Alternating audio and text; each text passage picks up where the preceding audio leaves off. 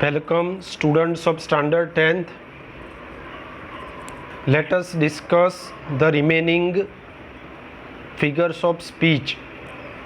आगे के दो लेक्चर में हमने थोड़ी फिगर ऑफ स्पीच के बारे में पढ़ा था. Now we come to the figure of speech based on word choice और order for emphasis. अब जो हम फिगर ऑफ स्पीच पढ़ने वाले हैं वो वर्ड चॉइस पे डिपेंड है, वर्ड्स पे डिपेंड है. Let's start. Number 15, hyperbole. What is called hyperbole और when can we used it. Hyperbole कब यूज़ किया जाता है?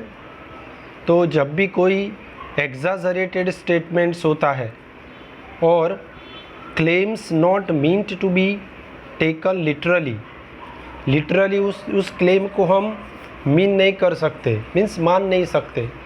जब भी कोई चीज़ बढ़ा के चढ़ा के की जाती है तो उसे हम हाइपरबोली कहते हैं. जब भी कोई स्टेटमेंट को बढ़ा के चढ़ा के कहा जाता है, एग्जाजरेटेड होता है, मान नहीं सकते, ओके, तो उसे हम हाइपरबोली कहते हैं. For example, I am dealing with a million issues this days. Means आज मैं मिलियन इश्यू को डील कर रहा हूँ. तो कोई भी पर्सन मिलियन इश्यू को डील करना वो बहुत ही एग्जाजरेटेड स्टेटमेंट है, तो therefore it is a hyperbole. Second example, if I hear any more music I will go deaf. अगर मैं ज़्यादा म्यूज़िक सुनूंगा तो मैं डेफ हो जाऊंगा. तो ये भी एग्जाजरेटेड स्टेटमेंट है. कोई ज़्यादा म्यूज़िक सुनने से डेफ नहीं हो जाता, बट उसको चढ़ा के बढ़ा के बात की है. Third example is given here. Why man if the rivers were dry I am able to fill it with tears. अगर रिवर्स ड्राई हो जाएगी तो मैं अपने टीयर्स से, आंसू से उसको भर दूंगा. तो ये भी एक एग्जाजरेटेड स्टेटमेंट है जिसको हमने लिटररी क्लेम करना वो बहुत ही मुश्किल है, तो उसे हम हाइपरबोली कहते हैं. ठीक है. Now the next figure of speech based on word choice, that is called number 16, under statement.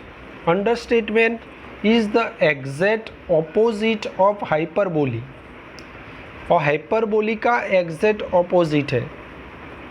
To say that something is smaller less important than it really is. कई बार कई चीज़ रियली में जो होती है उससे बहुत ही स्मॉलर इम्पोर्टेंस को दिया जाता है, उसको बहुत ही अंडर स्टेटमेंट किया जाता है. वो पर्सन बहुत ही ग्रेट होता है, चीज़ बहुत ही ग्रेट होती है, लेकिन उसको अंडर स्टेटमेंट में लिखा जाता है. So we can say that understatement is the exact opposite of hyperbole. For example, Bill Gates is financially secure. Bill Gates है वो फाइनेंशियली सिक्योर है, तो वो अंडर स्टेटमेंट है. Bill Gates is a millionaire. उसको financial secure होने की ज़रूरत ही नहीं है, वो तो एक मिलियनर है, उसके पास तो बहुत पैसे हैं. फिर भी उसको जैसे अंडर स्टेटमेंट बताया गया है कि bill Gates is a financial secure, that is an under statement. Second, having your leg broken is somewhat painful. आपका लेग जो ब्रोक हो गया है वो थोड़ा बहुत पेनफुल है. थोड़ा बहुत नहीं कहा जाता, वो तो exactly opposite of the hyperbole हो गया कि जब भी ये पाँव में लेग ब्रोक होता है तो बहुत ही दर्द होता है, लेकिन यहाँ पे अंडर स्टेटमेंट बताया गया है कि इट इज़ समवॉट पेनफुल. ठीक है. तो hyperbole and understatement both are opposites in word choice. Now let's see 17 example, 17 figure of speech. My name is litotes. What is litotes? Litotes is an ironic understatement in which ironic होता है, satiric understatement होता है, in which an affirmative is expressed by negative on the contrary. affirmative जो चीज़ होती है उसको ironic statement में negative taunt मार के बताया जाता है, लेकिन वो नेगेटिव में होता है. कहना पॉजिटिव होता है लेकिन उसको नेगेटिव वर्ड्स में एक्सप्रेस किया जाता है. But we have to remember that it is an ironic understatement. वो एक आयरोनिक अंडरस्टेटमेंट है। For example, this ice cream is not bad, मतलब ये होता है कि आइसक्रीम बहुत ही अच्छी है, लेकिन है अच्छी वो पॉजिटिव बात है, लेकिन उसको नेगेटिव आयरोनिक स्टेटमेंट में बताया गया है कि इट इज़ नॉट बैड। तो ठीक है, that is litotes. The man is no fool. Man is no fool का मतलब क्लेवर होता है, वो ऐसा कहना चाहता है कि मैन बहुत ही क्लेवर है, लेकिन वो पॉजिटिव चीज़ को नेगेटिव में आयरोनिकली अंडरस्टेटमेंट के साथ कहा जाता है। I am not a little surprised, यहाँ बात पे मतलब है कि मैं बहुत ही सरप्राइज हुआ हूँ। आई एम ग्रेटली सरप्राइज, लेकिन ग्रेटली को नॉट अ लिटल करके आयरोनिक अंडरस्टेटमेंट के साथ एक्सप्रेस किया गया है। That is called litotes. Next figure of speech, anaphora. What is anaphora? Anaphora means the repetition of a word. कई बार वर्ड रिपीट होता है और अ फ्रेज रिपीट होता है eight the very beginning of the successive phrase और sentence. तो जब भी कोई सेंटेंस के शुरुआत में, जब भी कोई फ्रेज के शुरुआत में कोई वर्ड या फ्रेज रिपीट होता है तो उसे हम क्या कहते हैं? That is called anaphora. Anaphora means the repetition of a word और a phrase at the very beginning of successive phrase. कोई फ्रेज होता है, सेंटेंस होता है, उसके बिगिनिंग में कोई वर्ड और फ्रेज रिपीट होता है, that is called anaphora. For example, what lies behind us and what lies before us are tiny matters compared to what lies within us। यहाँ पे what lies फ्रेज है वो repeat होता है, वो हर एक फ्रेज के बिगिनिंग में रिपीट होता है। what lies 3 बार आता है और वर्ड और फ्रेज रिपीट होता है हर एक सक्सेसिव फ्रेज और सेंटेंस के बिगिनिंग में। Therefore it is the anaphora. Next figure of speech is epistrophe. What is epistrophe? जैसे एनाफोरा में बिगिनिंग में रिपीट होता है, एपिस्ट्रोफी में क्या होता है? The repetition of a word और phrase at the end of the successive phrase, clause और सेंटेंसेस। मतलब ये है कि जब भी कोई वर्ड और फ्रेज के एंड में जो वर्ड और फ्रेज होता है वो कोई क्लॉजेस और सेंटेंसेस और फ्रेज के एंड में रिपीट होता है। अगर शुरुआत में रिपीट हो तो उससे हम एनाफोरा कहते हैं, लेकिन अगर कोई फ्रेज क्लॉजेस और सेंटेंस के एंड में रिपीट हो that is apostrophe. For example, democracy is a government of the people, for the people and by the people.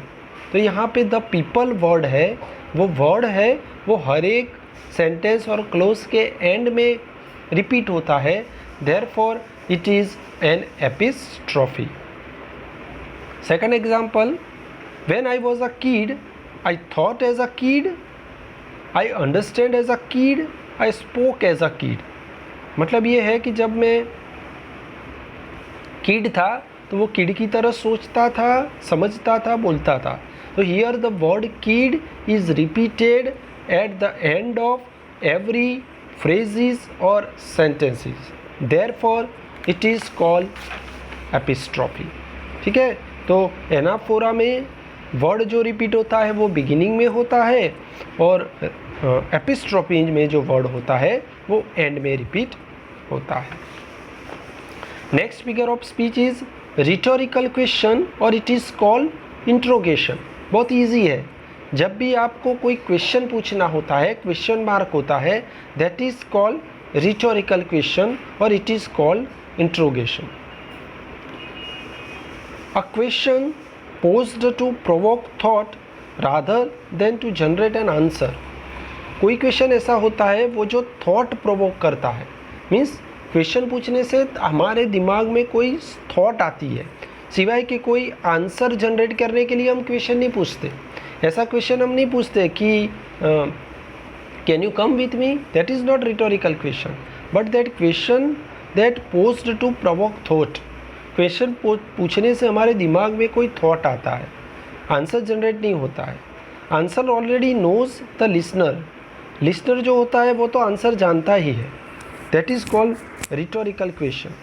Suppose कोई बच्चा बहुत ही पैसे उड़ाता हो तो उसका पेरेंट्स उसको पूछता है कि क्या पैसे पेड़ पे उगते हैं बेटा, तो मतलब क्या हुआ, तो उसको तो पता ही है बच्चे को कि पैसे ऐसे पेड़ पे नहीं उगते, लेकिन वो थॉट्स जनरेट करता है कि ऐसे lavishly, we do not have to spend money lavishly, हमें पैसे ऐसे उड़ाने नहीं चाहिए। तो that is the rhetorical question. For example, does money grow on trees, मतलब ये है कि क्वेश्चन ऐसा पूछता है कि क्या पैसे पेड़ पे उगते हैं। That is rhetorical question. It is too hot today isn't it, तो यहाँ पे रिटोरिकल क्वेश्चन है कि बहुत ही गर्मी है, तो वो थॉट प्रोवोक करता है। This type of question is generally asked just for the effect और to by emphasis on some point. इस टाइप ऑफ क्वेश्चन होते हैं जनरली कोई पॉइंट को इवोक करने के लिए, एम्फेसिस करने के लिए, इफेक्ट लाने के लिए पूछे जाते हैं। It may have an obvious answer और नो आंसर एट ऑल, या तो उसमें कोई ऑब्वियस आंसर होता है या तो उसमें कोई आंसर सपोज नहीं होता। That is called rhetorical question. Let's see another figure of speech, climax. Climax means meaning, उसका मीनिंग होता है लेडर।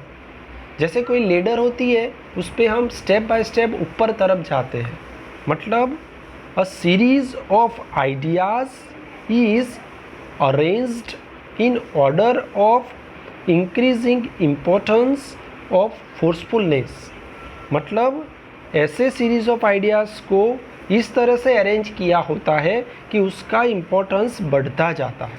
जैसे जैसे वर्ड आगे बढ़ता जाता है उसका इम्पोर्टेंस जो होता है वो इंक्रीज होता है।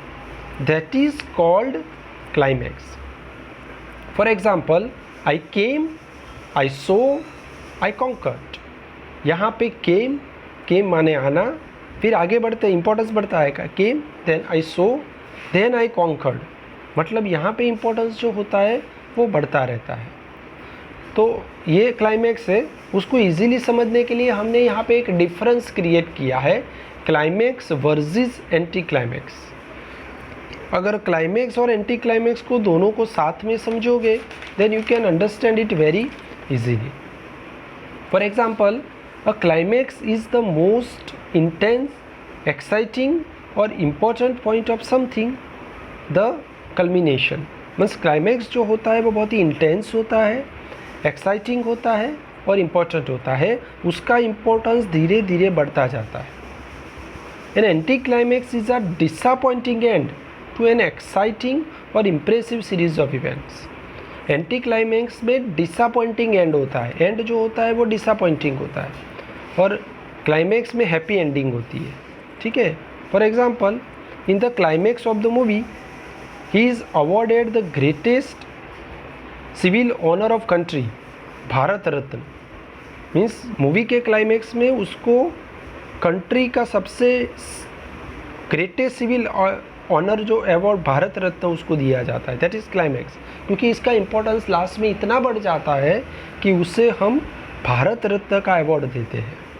What is anti climax? Alexander the great, the undefeated general had sought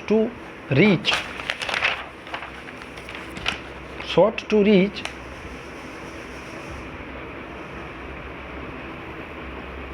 the end of the world, but was taken ill and died at a young age without being able to execute his plans।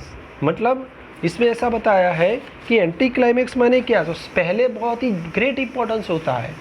For example, Alexander the great होता है, वो undefeated general है, undefeated warrior है, लेकिन वो and में क्या हो जाता है, एंड में वो क्या हो जाता है, एंड ऑफ द वर्ल्ड में वो बहुत ही बीमार पड़ जाता है और वो मर जाता है और वो अपने प्लान्स को एग्जीक्यूट भी नहीं कर सकता।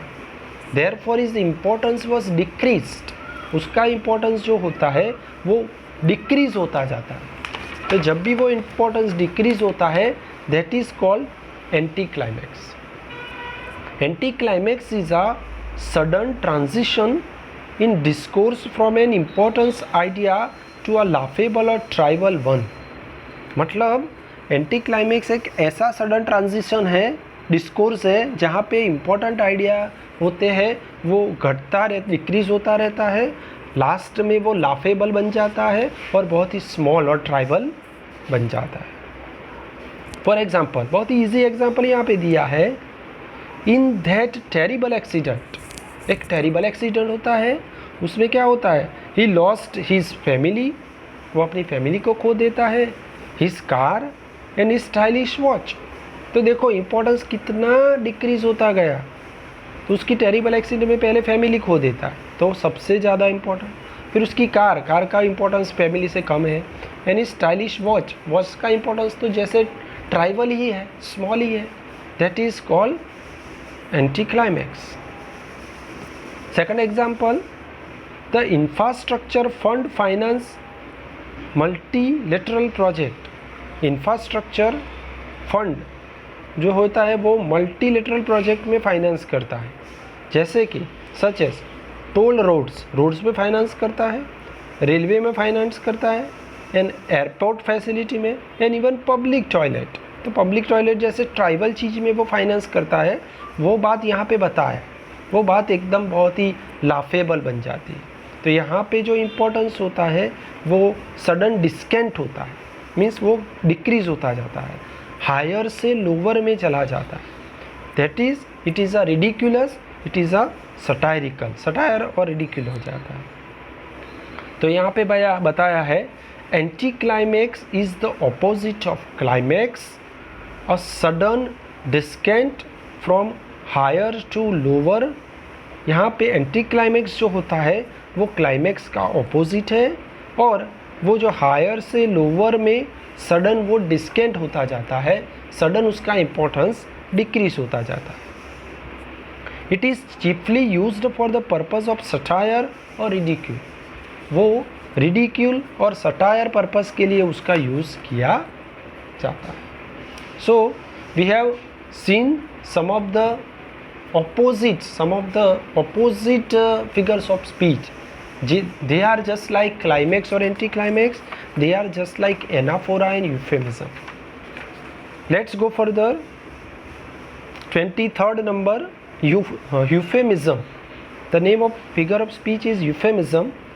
Euphemism consists in the description of a, कोई ऐसी चीज़ को डिस्क्राइब करता है ऑफ ए डिसएग्रीएबल थिंग।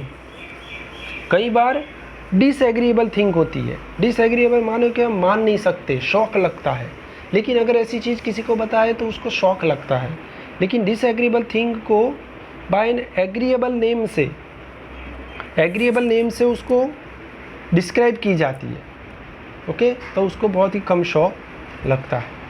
अगर शायद कोई मर गया है ऐसा बताना हो तो हम नहीं कहते वो गहरी नींद में सो गया है, मतलब ही इज़ डेड, तो that is his dead is the agreeable thing, but we can describe it in a disagreeable one. For example, he has fallen asleep. He has fallen asleep का मतलब क्या होता है, ही इज़ डेड, मतलब मर जाना, तो that is the euphemism. Euphemism माने description of a disagreeable thing by agreeable name. You are telling me a fairy tale. You are telling me a fairy tale का मतलब होता है तुम मुझे झूठ बोल रहे हो, है ना, तो मतलब तो यह है you are telling me a lie, that is called euphemism. ठीक है, तो that is euphemism. Now oxymoron, what is oxymoron? Oxymoron is a special form of antithesis. Oxymoron जो होता है वो एंटीथीसिस का स्पेशल फॉर्म होता है। हमने आगे पढ़ा था व्हाट इज़ एंटीथीसिस। एंटीथीसिस माने ऑपोजिट आइडियाज़ होते हैं, उसको एक ही सेंटेंस में रखा जाता है। हमने नील आर्मस्ट्रॉन्ग वाला एग्जाम्पल पढ़ा था कि this is one small step for a man, one giant leap for mankind, that is antithesis, small step giant step. Oxymoron वो एक एंटीथीसिस का स्पेशल फॉर्म है, whereby two contradictory qualities are predicated at once of the same thing. एक ही thing में दो contradictory qualities को predict किया जाता है। थिंग एक ही होती है लेकिन उसको दो कॉन्ट्राडिक्टरी कॉन्ट्रास्ट क्वालिटीज़ में उसको प्रेडिक्ट किया जाता है। For example, so innocent are so cunningly simple. तो innocent and cunningly both are opposite और contradictory qualities that are predicted at once of the same thing में उसको प्रेडिक्ट किया है। Second, she accepted it as the kind of cruelty of the surgeon's knife. तो उसने surgeon's knife से kind of cruelty को accept किया है। ठीक है, तो यहाँ पे भी ऐसा ही है कि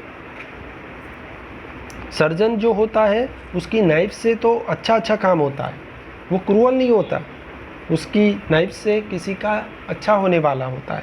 लेकिन एक ही चीज़ है, किसी को बचाने के लिए दो कॉन्ट्राडिक्टरी क्वालिटीज़ को यहाँ पे यूज़ किया है। That is called oxymoron. Next figure of speech is transferred epithet.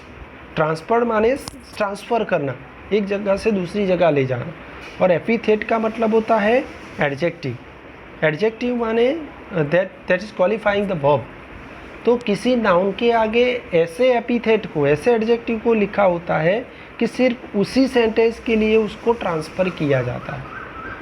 For example, यहाँ पे लिखा है in this figure of speech an epithet माने adjective is transferred from its proper word. Proper word को ट्रांसफ़र किया जाता है to another that is closely associated with it in the sentence. Transferred epithet का मतलब होता है कि इस फिगर ऑफ स्पीच में प्रॉपर जो वर्ड होता है उसको इसलिए ट्रांसफ़र किया जाता है क्योंकि वो सेंटेंस के लिए ही एसोसिएट किया जाता है, उस वर्ड को उस सेंटेंस के लिए ही एसोसिएट किया जाता है। एपिथेट को हम क्वालिफायर भी कह सकते हैं, we can call it qualifier. For example, he passed a sleepless night. Sleepless is the epithet, it is an adjective. उसने स्लीपलेस नाइट पास की। वैसे तो नाइट स्लीपलेस नहीं होती, लेकिन उस स्लीपलेस को नाइट के आगे ट्रांसफ़र किया है, उसी सेंटेंस को एसोसिएट करके ट्रांसफ़र किया है। Therefore sleepless is the transferred epithet. उस एपिथेट को, उस एडजेक्टिव को नाइट के आगे ट्रांसफ़र किया है क्योंकि वो सेंटेंस के रिलेटेड उसके ही के लिए एसोसिएट है, ही से एसोसिएट है। सेकंड एग्जांपल, उसको हमने समझाया है, I had a wonderful day. Wonderful is an epithet. The day is not in itself wonderful, day ऐसे वंडरफुल नहीं होता, but the speaker had a wonderful day, मतलब स्पीकर का डे वंडरफुल है। The epithet wonderful actually describes the kind of the day the speaker experience. मतलब wonderful epithet को actually इसलिए describe किया है क्योंकि स्पीकर को उस डे वंडरफुल उसको एक्सपीरियंस होता है, उसको ऐसा एक्सपीरियंस होता है कि उसका डे कैसा है, wonderful. Therefore it is the transferred epithet. Another example is given here, सारा हैज़ एन अनहैप्पी मैरिज। वैसे तो मैरिज सभी के लिए अनहैप्पी नहीं होता, लेकिन इस एपिथेट को, अनहैप्पी को सारा के लिए एसोसिएट किया है। Therefore it is N transferred epithet. ठीक है।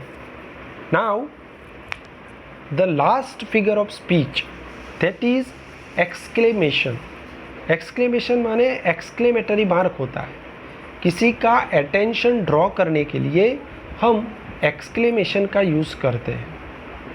Here what is exclamation? In this figure the exclamatory form is used. यहाँ पे एक्सक्लेमेटरी फॉर्म का यूज़ किया जाता है to draw greater attention to a point. किसी पॉइंट को ग्रेटर अटेंशन करने के लिए एक्सक्लेमेशन का यूज़ किया है।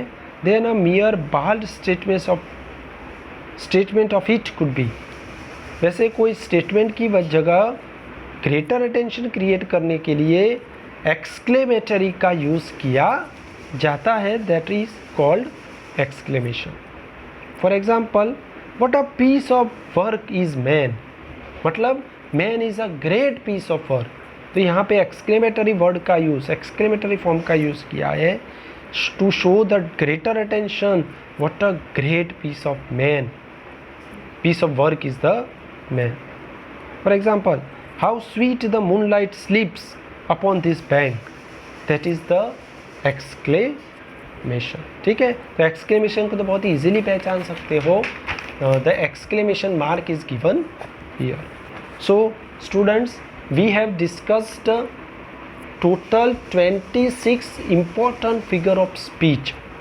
Figure of speech will be asked in examination as MCQ type of question in poetry.